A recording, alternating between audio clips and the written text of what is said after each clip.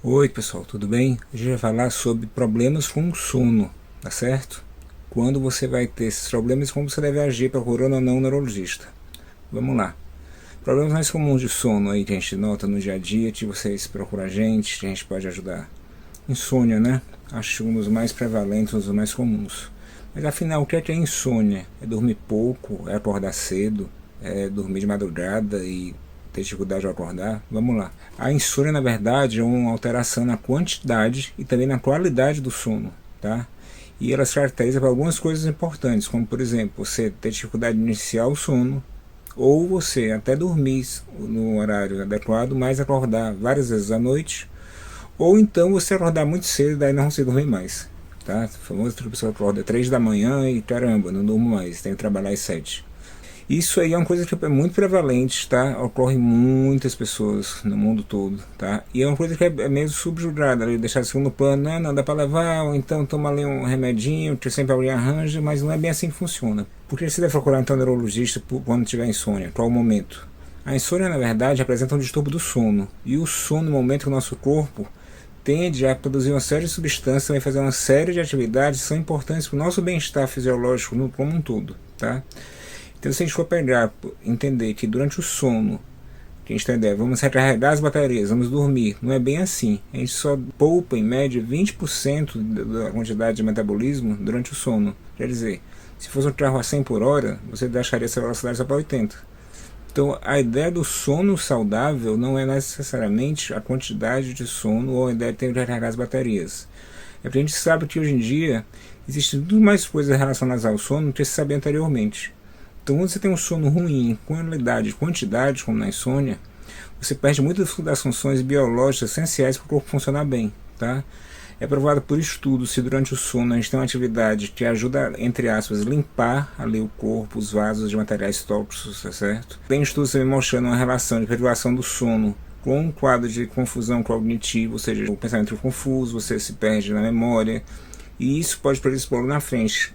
Alguns estudos apontam também para propensão a um quadro de perda cognitiva, um quadro demencial, sem falar no reflexo mais imediato, que é a irritabilidade, a falta de produtividade, e a gente está vendo aí pelas ruas afora, pela quantidade de batidas por desatenção de carro, quantidade de pessoas que às vezes por um lapso de segundos se distraíram, porque não se focaram e rendem pouco no trabalho e uma série de coisas. Ainda mais nesse momento que a gente está vivendo então de pandemia, isso é bem evidente, essa distração, essa falta de foco foi muito evidente. Então, o momento de ir ao neurologista por insônia é basicamente quando você notar que a situação está fugindo do seu controle, tá certo? Só que a gente pode ir de uma forma também preventiva, como criando a famosa higiene do sono, tá certo? O sono, na verdade, tem várias fases, tá? Se a gente for ser didaticamente, tem a fase do movimento rápido dos olhos e o movimento não rápido dos olhos, chamado, para tu com as siglas em inglês, REM e não REM. E a fase do sono não REM tem mais 4 subfases. Então, se você for avaliar, didaticamente falando, são várias etapas que você vai procedendo até chegar a um sono restaurador. Por isso muitas pessoas acordam sem ter um sono restaurador, porque elas não conseguem essas fases por completo, ou a atingem de modo pequeno, tá certo? Então, quando é neurologista, se você notar que durmo, acordo cansado, tenho dificuldade de me concentrar, tenho dificuldade de lembrar coisas, arranho o carro na garagem de casa, fico desatento, esqueço as coisas, esqueço senha de cartão, tudo isso, independente da faixa etária, podem ser sintomas de um sono não restaurador, tá certo? E a gente vai para outra grande questão também, que é a questão do ronco, né, da famosa apneia do sono, que hoje em dia todo mundo já, felizmente, quebrou os preconceitos e o uso de tratamento e pesquisa dessa doença cada vez mais frequente e com mais resultados positivos, né? Interessante, até agora a gente nem falou em remédio, tá? Porque a ideia primeiro é trabalhar em higiene do sono, que a gente vai conversar já já. Vamos dar uma pincelada aqui, quando eu preciso de neurologista, eu vou pensar em apneia do sono.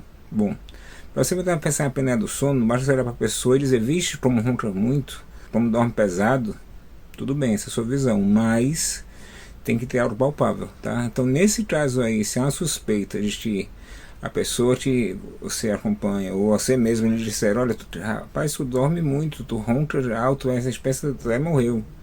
Você deve fazer um exame chamado polissonografia, que ele vai mostrar para a gente, neurologista, para os médicos, que você tenha ou não apneias ou hipopneias, que são paradas parciais ou totais de respiração durante o sono. Qual o problema disso, parar de respirar durante o sono, se eu estou dormindo? O problema é quando você faz isso, você aumenta o seu nível de pressão arterial, entre outras coisas, e aumenta o risco de doença vascular, doença pulmonar, uma série de coisas, um efeito dominó sem fim, muito ruim. Por isso que quando você tiver esse padrão de sono, é legal você procurar um neurologista e, de fato, pesquisar isso daí.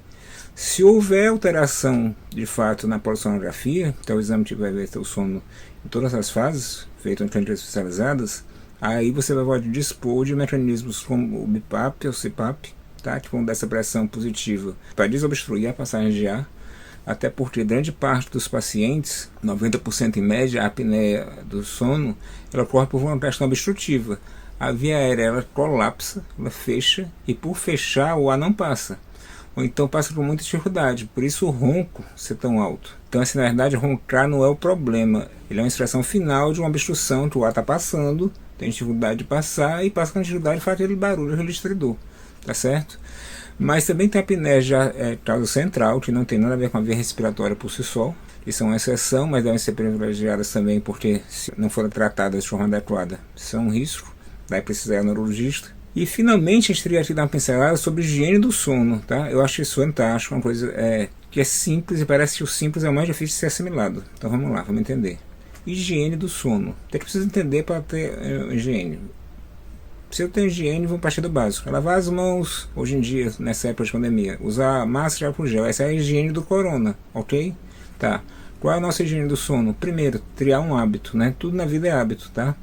Então você tem que criar um horário para dormir, um horário para acordar. Como é esse horário? Eu não sei, eu estou lá acordado, não sinto sono, fico vendo televisão, fico na internet, fico jogando videogame, fico lendo revista, tá? Tá não, tá péssimo, tá? Aí você precisa de fato de uma atenção do neurologista para dar umas dicas. Primeira coisa, você vai estabelecer um horário de sono e tentar dormir a partir dali. E tirar qualquer forma de estímulo externo que possa ocorrer. Televisão, celular, internet, livros, barulho, até alguns estudos mostram até a luzinha de LED que fica em stand-by dos aparelhos podem tirar a tua atenção. O primeiro movimento é você ficar assim, não tenho sono, vou levantar e vou fazer outra coisa. Ideal que não, tá? Tem que ter uma rotina de sono. A partir daí você vai ver como se desenvolve a coisa, tá certo? Muitos pacientes têm resultados extremamente satisfatórios com isso. Coisas importantes, você tentar fazer a sua última refeição, sua última ingesta de líquido, um pouco antes ou algumas horas antes de iniciar esse sono. Se você deitar às 10 da noite, tenta fazer ela pelas 7 da noite, no máximo, a última refeição, a última ingesta de líquido. Tudo isso vai facilitar a tua higiene do sono, tá certo? Evitar exercício físico durante a noite, tá? Isso também deixa a pessoa mais agitada, libera hormônios que não vão ajudar muito a dormir, não é bem legal, tá? Tem muita gente que vai para academia até no final, depois do expediente, a chegar em casa super pilhado, assim, agora vou dormir. Talvez até inicie um sono rápido pelo cansaço, mas com certeza se a gente fosse medir esse sono, ele não seria adequado. Então fica essa dica aí de sono. E uma técnica interessante também que a gente pode usar para reeducar esse sono é a privação de sono, tá? Você diz se não consegue dormir e fica lá bolando na cama, só dorme 1 da manhã. Legal, mas se você começou o movimento de se cuidar, você começou a fazer isso aí às 10 da noite, a técnica é: você vai botar um despertador, vai pedir para alguém te ajudar, e quando for 5 da manhã, por exemplo, você vai acordar, tá? Mas eu tô morrendo de sono, pelo amor de Deus, tá tudo escuro ainda, tá amanhecendo agora, eu não quero acordar. Você acorda e vai ter que ir se virar. Lavar o rosto, escovar os dentes, trabalhar, se vestir, tocar a vida, tá certo? Isso vai tirar incondicionalmente no teu cérebro uma sensação de que a coisa mudou, é a técnica de privação do sono. E a partir daí pode ser bem interessante os resultados que a gente pode obter. Sem medicação até agora, tá? A medicação, principalmente em idosos, tende a ser uma coisa de exceção. Não é à toa que, se vocês observarem os comprimidos de tratamento para insônia, os medicamentos, eles são controlados, receita especial, tá? Geralmente tarja preta, receituário azul, e eles não vêm com 30 comprimidos, em sua grande maioria, vêm com 28, 20 comprimidos, porque geralmente não é por um uso prolongado, certo? É que nem uma febre, você não vai tratar a febre todo dia, não, você vai tratar por um tempo e acabar. Tá?